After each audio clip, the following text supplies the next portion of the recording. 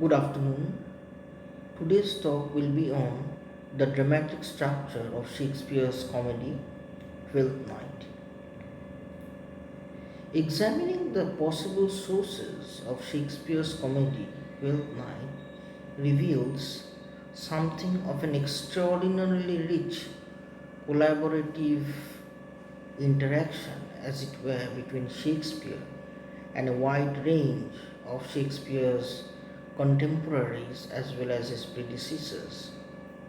It offers us that glimpse into Shakespeare's library, collaborative library as it were, observing how Shakespeare used the stories, the genres, and the languages he inherited, however, offers us something more. Shakespeare's physical life, his biography, external biography is somewhat documented, but his creative life and collaborations are not, at least not directly so. In the absence of letters, journals, drafts, and holographs, however, the cumulative evidence of Shakespeare's reshaping and rephrasing of his inherited material also offers us a glimpse not of an imagined library but of an active and collaborative imagination at work. Even allowing for the extensively collaborative nature of writing and publishing, that is, making plays meant to be staged for the theatre, nonetheless, two features of Shakespeare's writing, his dramatic structure is one, and his language is another. These two help us distinguish Shakespeare's voice from the multitude of other voices with which he worked in the Elizabethan age. Shakespeare achieves the complex structure of Twelfth Night through a number of strategies. The twin titles of this play about sameness and difference help establish essentially the play's bipolar character, if I may use the word. But Shakespeare's use of music, genre, scenic groupings, and plottings are also important, shaping strategies. Shakespeare interweaves at least four different plot threads in Twelfth Night, if you see. The first story is a tale of loss and a miraculous recovery, is something that Shakespeare revisits continuously throughout his career. Twins of different genders, yet described as identical, are separated in a shipwreck and unknown to one another, survive, and both arriving at the same place, Illyria, where each is mistaken for the other, and this mistake provokes a series of errors, both comic and poignant. At the same time, another story unfolds involving Ursino, the ruler of Illyria, and his unrequited love for the Countess Olivia. Olivia, however, has a story of her own. After the deaths of her father and her brother, Olivia has vowed to retreat like a cloistress to her chamber, totally isolated from the world and especially from male suitors for 7 years. A fourth story in this play involves a comic revenge plot that swirls about Olivia's household as a group of revelers conspires to humiliate the Puritan like Malvolio, who uses his authority as steward to suppress their festive enjoyment, a carnival of cakes and ale. Of course, these separate plots quickly entangle themselves in and out of each other's narratives so that the complicated fusion of stories itself takes the shape of some form of festival riot. Malvolio, for all his Puritanism and Puritan probity, will fall in love with Olivia, or at least with the prestige of her social position, if I use that argument. Viola, having disguised herself as a boy in order to serve Orsino, quickly falls in love with her master, who himself feels a strange attraction towards his page. These lines of sexual desire grow more convoluted as Viola Cesario, sent by Orsino to woo Olivia in his name, becomes himself the object of Olivia's sudden declaration of love, as the Countess just as suddenly abandons her vow of 7 years of celibate mourning.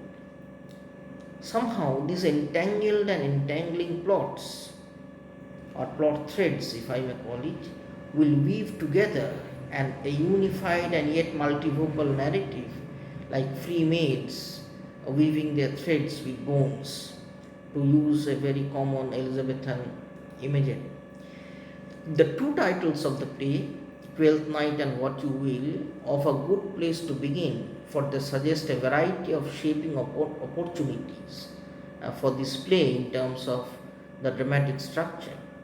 The phrase Twelfth Night itself refers to two sharply divided yet oddly interdependent rituals important to the religious and social life of early modern England, namely the Feast of the Epiphany and the Feast of the Fools. The Feast of the Epiphany, of course, is a sacred holiday in the Christian calendar, celebrating the world's providentially directed awakening from deception and falsehood into the truth of the Incarnation. The mystery of the Incarnation is embodied in the paradoxical doubleness, as it were, of Christ, as the one figure reconciling the Old and New Testament. The first and second Adam is made visible for the first time to ordinary men. Such a sacred model, social model if I may call it, or social religious model if I may call it, might anticipate a purposeful plot, movement from error and folly to truth. And indeed, there is the mood of the play's final recognition scene, where the two distinct yet identical twins are revealed to the inhabitants of Illyria for the first time in the play, which is again nothing short of a spiritual wonder of Epiphany. When Viola sees Sebastian for the first time, she thinks she is a spirit.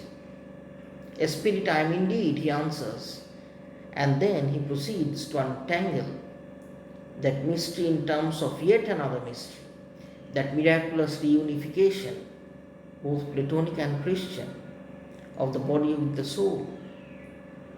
And the words are, but am in that dimension grossly clad, which from the womb I did participate. It was in Act 5 of Twelfth Night. Even Fabian, hardly a figure of spiritual prescience, nonetheless senses something of the miraculous in that moment when he calls, quote unquote, the condition of this present hour. Again, it's in Act 5. At the same time, however, the title also refers to the Feast of Fools, that irreverent celebration of error and comic mischief, where for the duration of the festival, ordinary laws and social decorum and etiquette are suspended. Identities are lost behind masks and other usurped attire. The entire social hierarchy is inverted, and the most highly regarded of social actions is the prodigious consumption of cakes and ale. Such a model would seem to support a quite different kind of comic structure, one without any clear purpose or understanding, perhaps confused understanding, but instead, to borrow from the play's second title, a play that satisfies what its audience collectively wills, a fluid, unstructured series of indulgent and pleasurable scenes, something that might resemble what Samuel Pepys later thought he saw on stage. And to quote Pepys, for him, Twelfth Night was a silly play and not related at all to the name or day. Even as astute a judge as Samuel Johnson dismissed Twelfth Night for its lack of structure, a play whose admittedly delightful comic plot nonetheless, he says, wants credibility and exhibits no just picture of life. If we think then of both the sacred feast of the Epiphany and the profane Feast of Fools as suggesting some form of a structure for Twelfth Night, we come closer to accommodating the paradoxical energies of the play, the disguises, misunderstandings, mistaken identities, and unlicensed excess that mark the action of this play are simultaneously chaotic errors that need to be untangled and actions that bring about the play's numerous epiphanies. Epiphanies in a structural sense. Orsino's wild declaration of love for Olivia, especially when delivered through Cesario, whose male exterior nonetheless suggests to Orsino that all is semblative a woman's part, are certainly evidence of both Orsino's self-love and his sentimental mistaking of Olivia. Yet these very mistakes can be seen to foreshadow Orsino's earliest preconscious recognition of his attraction to his messenger Cesario, through whom, if not to whom, these passionate words are addressed.